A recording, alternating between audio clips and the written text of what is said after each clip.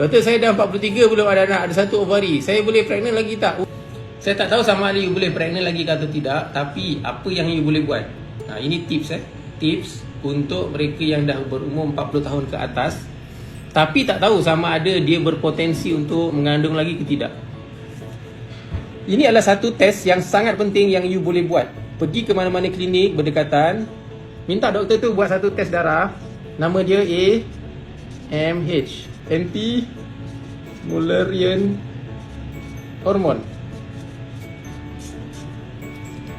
Apa test ni buat? Test ni dia akan cuba kira sama ada you masih lagi ada telur atau tidak.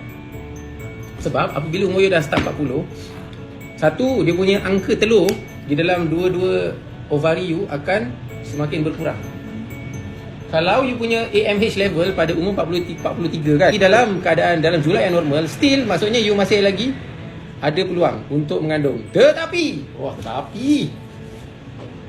you kena faham risiko lain pula.